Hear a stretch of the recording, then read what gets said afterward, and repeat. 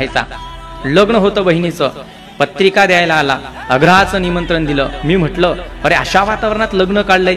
तर म्हणाला काय करू सर, एकच बहीण आहे, थाटामाटात तर लग्न करावंच लागेल, नंतरचं नंतर बघू.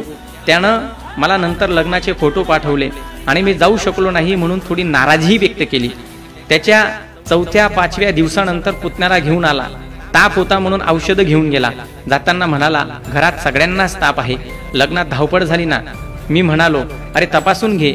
तसा तो म्हणाला की हो सर तपासून घेतो.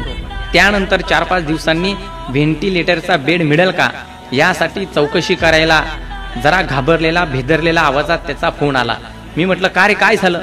तसा तो म्हणाला वडील सिरियस आहेत, व्हेंटिलेटर लागणार आहे. बरीच धावपळ आणि फोनापाणी केल्यावर बेड मिळाला, परंतु तिथे पोहोचेपर्यंत त्यांनी अखेरचा श्वास घेतला होता.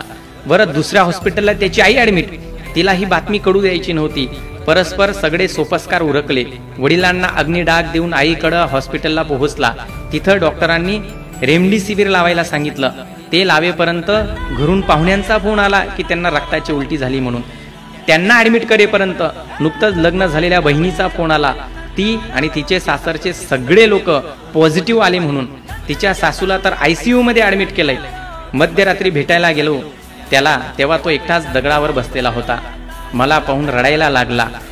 मला म्हणाला सर तुमचं ऐकायला पाहिजे होतं, सगळं आभाळ फाटलंय, वडील गेलेत, आई सिरियस, पाहुणे ॲडमिट, बायको तापलेली, पोरं तापलेले, हे कमी पडलं म्हणून की काय. जिचं लग्न इतकं जोरात लावलं ती आणि तिच्या सासरचे सगळे पण पॉझिटिव्ह.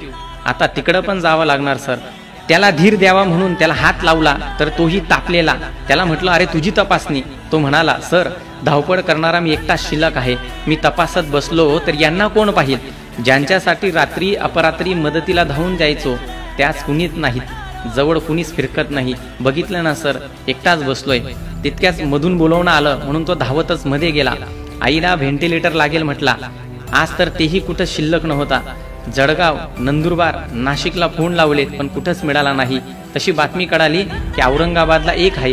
तडक ॲम्ब्युलन्समध्ये बसून निघाला.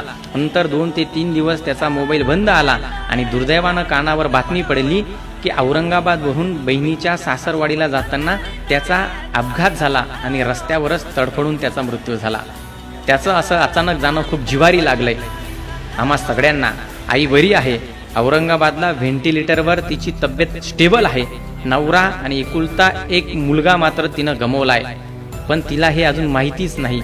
लग्नाची मेहंदी लावलेल्या हातांना सलाईन लावलंय बहिणीच्या, तिलाही अजून घडलेल्या अघटिताची काहीच कल्पना दिलेली नाही. एक युद्ध लढून सुखरूप घरी परतले की पुढचं आभाळा एवढं दुःख त्यांची वाटच बघतंय. कालपर्यंत जल्लोषात आणि आनंदात असलेल्या एका चांगल्या कुटुंबाची क्षणार्धात अशी धुरदान झाली. म्हणून सांगतोय बाबांनो, काळजी घ्या, काही होत नाही, बघून घेऊ म्हणायला शिल्लकच राहत नाही आता माणसं. मित्रांनो, भावपूर्ण श्रद्धांजलीचे बॅनर ठेवायला सुद्धा आता हिम्मत होत नाही. अशी गोड गोड माणसं अचानक निघून जात आहेत. तरी सर्वांनी स्वतःच खूप काळजी घ्या. विनाकारण बाहेर फिरू नका, स्वतःला जपा, आपल्या घरच्यांना जपा. दवाखान्यात जावं लागेल अशी वेळ येऊ देऊ नका. परिस्थिती खूप वाईट आहे आणि हाताबाहेर आहे.